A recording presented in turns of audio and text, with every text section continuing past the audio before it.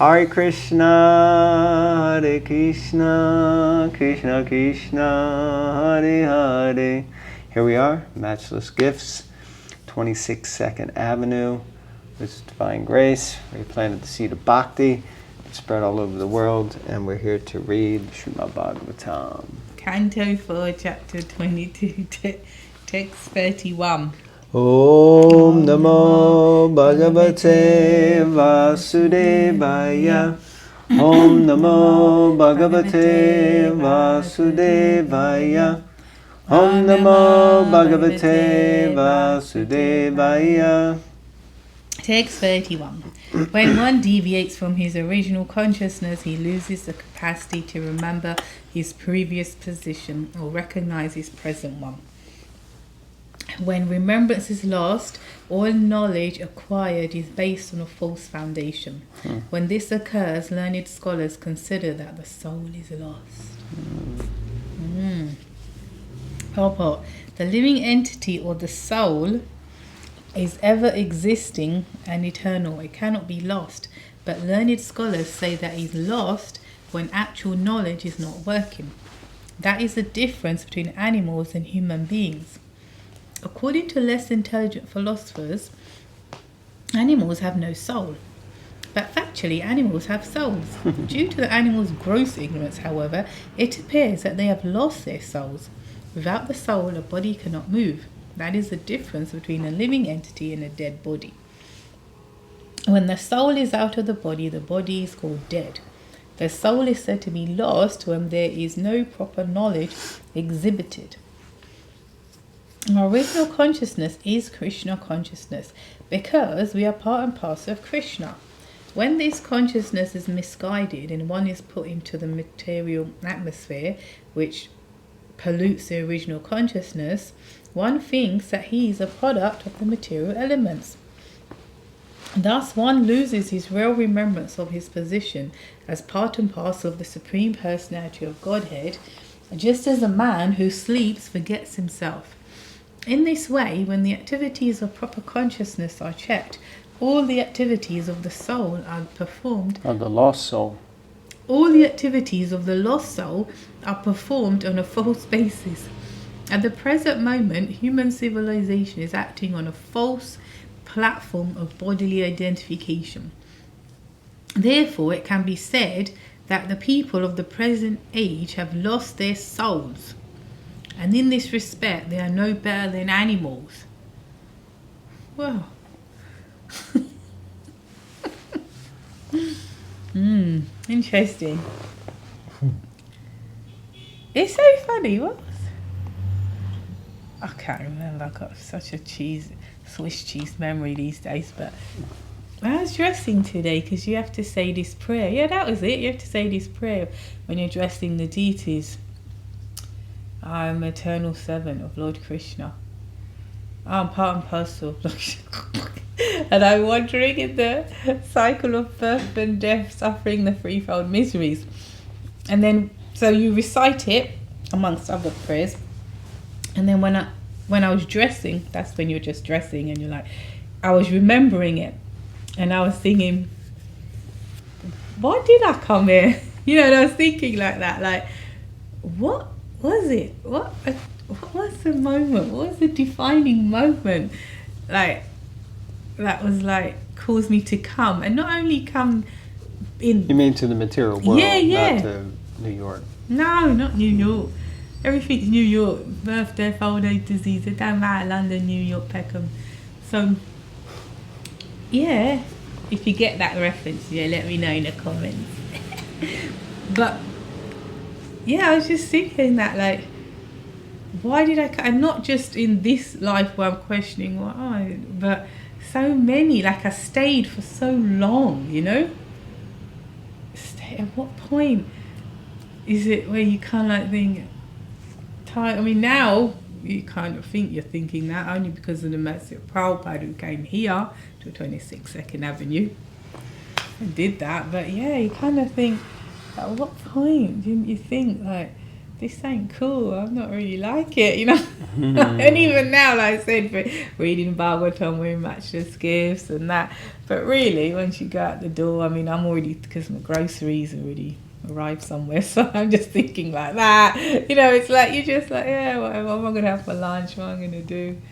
Yeah, so it's just interesting that about the soul and it being covered and being lost, and yeah, it's as good as death, you know, because your knowledge is gone, you know. It's like Prabhupada uses the example of a rich man's son who's suffering and he just needs to go home. It's like, so in the same way, it's like that. It's like, you lost your way. It's like, lost my way in New York or whatever, but like, suffering, and why? Yeah, it's very important, very powerful point. And yeah, why did I decide to come here? But I guess that's the statement Prabhupada says, that, you know, if your house is on fire, you don't like wander around saying, how did this fire get started? You just realize that the house is on fire and you basically get the heck out. So it's the same. We are here in the material world. Somehow or other we have these human bodies. Fortunately, we have human bodies. We aren't in animal bodies, but we have to be careful that we don't start acting like animals, and then we'll get an animal body. But we have this human form of birth, and we have the opportunity to cultivate spiritual knowledge, as you mentioned, by the mercy of Srila Prabhupada. And so we just got to keep focused on trying to cultivate this knowledge. And I think I mentioned it, well, yeah, I've been mentioning it recently, you know, and kind of, I am spirit soul, I act like spirit soul, and I treat others like spirit soul. So I'm an eternal part and parcel of the Supreme Personality of Godhead, Lord Shri Krishna. So like that. But somehow or other, I have fallen into this ocean of birth and death, you know, and suffering the threefold miseries, life after life, you know. Now, by the immense good fortune of my spiritual master and Srila Prabhupada, I've been given the opportunity to worship the Supreme Lord in this deity worship form. So please, you know, pick me up from this horrible condition and place me as an atom at your lotus feet. Okay, we'll read the next one, text 32.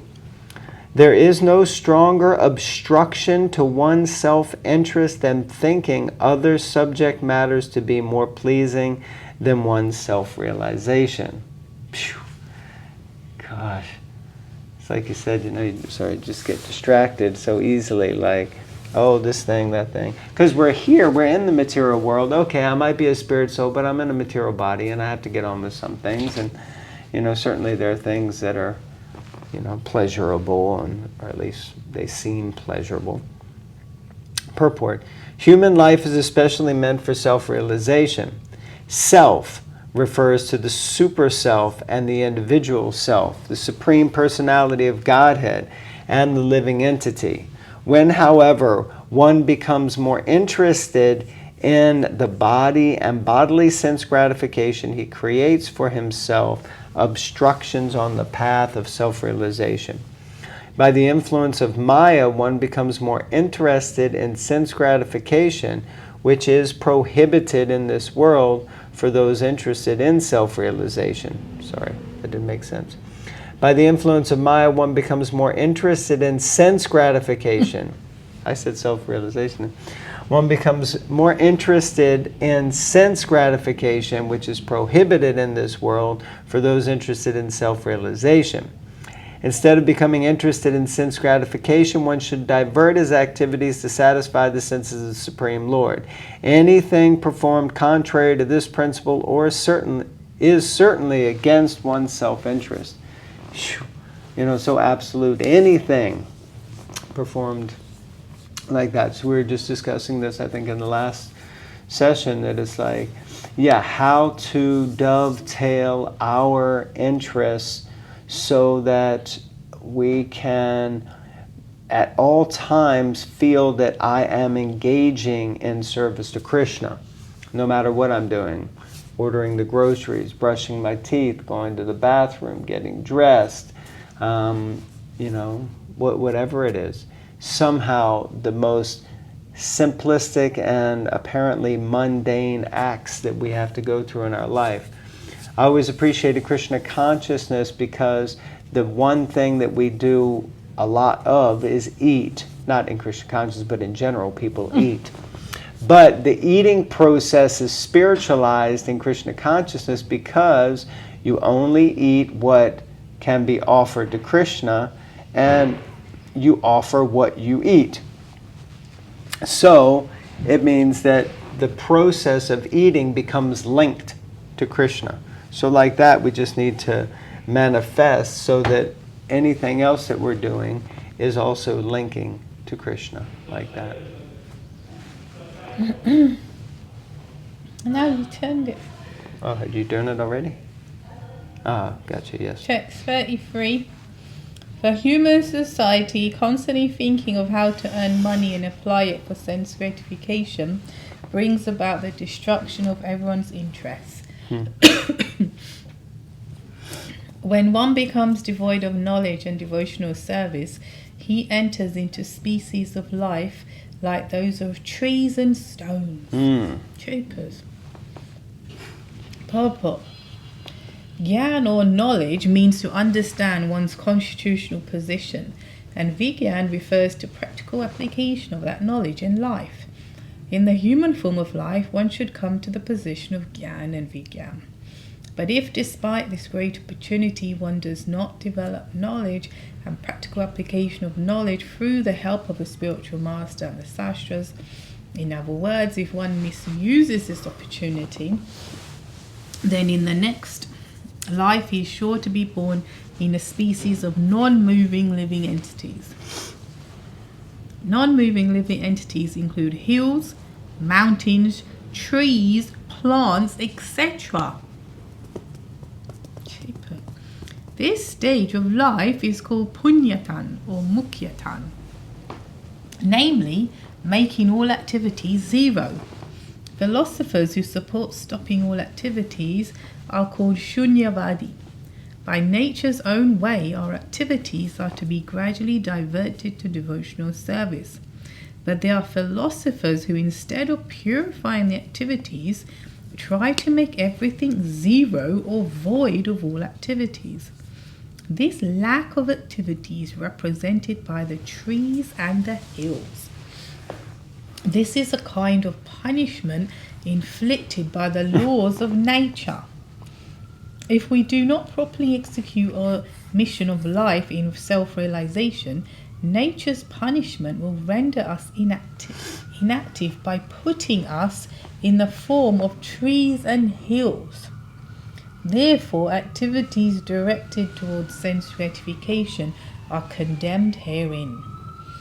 One who is constantly thinking of activities to earn money and gratify the senses is following a path which is suicidal. Factually, all human society is following this path. Some way or other, people are determined to earn money or get money by begging, borrowing or stealing and applying that for sense gratification. Such a civilization is the greatest obstacle in the path of self-realization. Wow.